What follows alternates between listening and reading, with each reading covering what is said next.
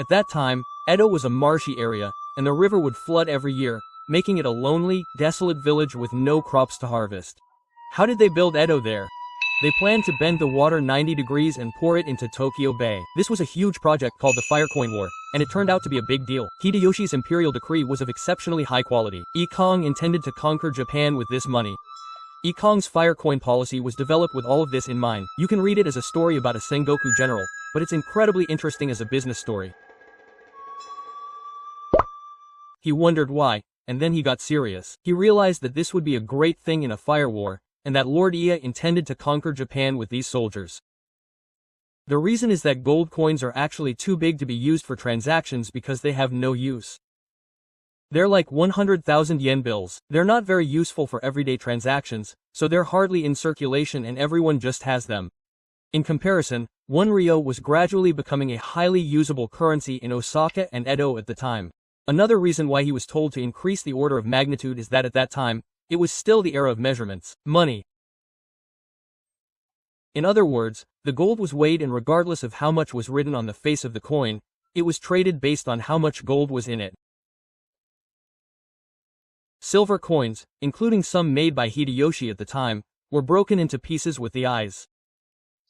The weight of the silver coins was measured and the amount was determined based on that. For example, the Chinese coins had a matching value when they were in circulation, but even Roman gold coins were like that.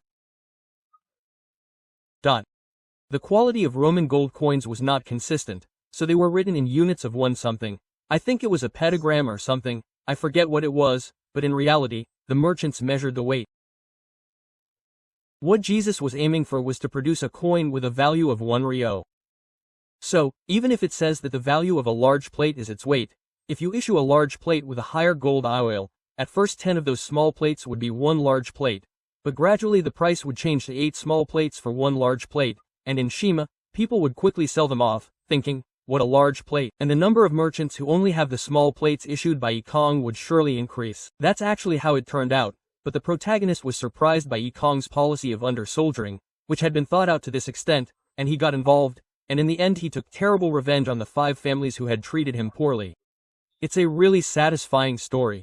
It's a story from the Edo period, so you can read it as a story about a Sengoku warlord, but it's also really interesting as a business story. Part 3. Drawing water.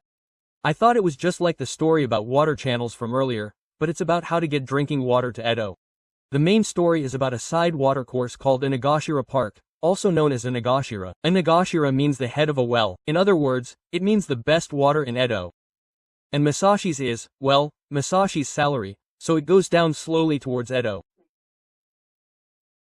And here, the water that comes out of the dog's head flows towards Edo, but it doesn't really go down slowly like this in the middle, there are places where it goes up like this. The water pressure is lower overall than here, but even the city of Edo can't withstand it, so there are mountains and valleys.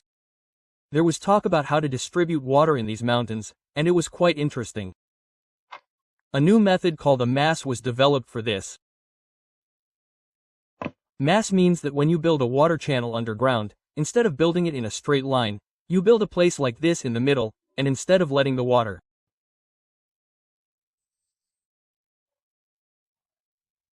flow in and out right away, you build a mechanism here and there that gradually raises the water level and then lets it flow to this side.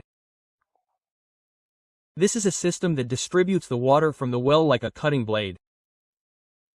And this mass system is incredibly interesting.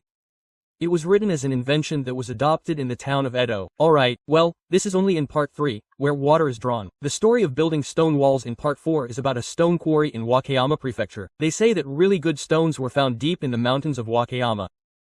They would often cut the stones and sell them to warlords to build stone walls, and the main character is the one who digs the stones. He finds a really beautiful stone at the bottom of the mountain. He thinks that there must be a good stone if he goes higher up, so he climbs up as a stone quarryman.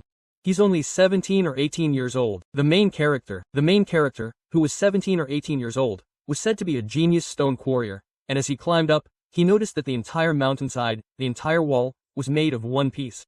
And then I thought, wow, this is really good for cutting stones, so I kept using explosives, and when it was detonated, the mountainside would come off cleanly and a single rock would fall to the river with a thud. When asked how they were going to transport something like this, I said, well, eventually a port would be built here and the technology to transport it would be developed, and it would actually take about 50 years before it was used in the stone walls of Edo Castle. And then, when he got old and lost his sight, it finally fit in the middle of the stone wall as a mirror stone. That's a pretty moving story in part 4, stacking the stone walls. And part 5 is about the heavenly hands of the gods. The main character in this is not Ieyasu, but his son, Hideida.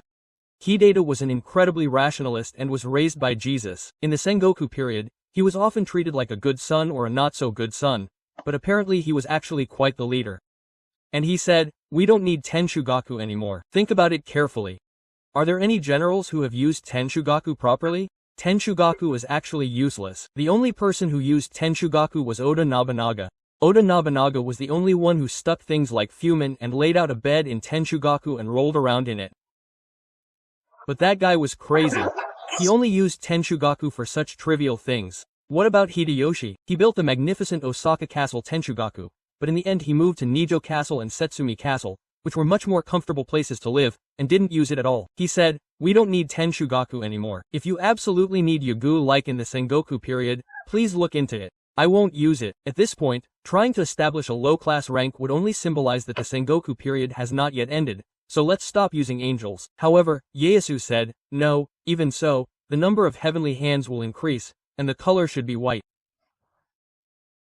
In an era when heavenly hands were considered black and white were considered black, Hideida finally understood Ieyasu's feelings and why a white heavenly hand rank was necessary.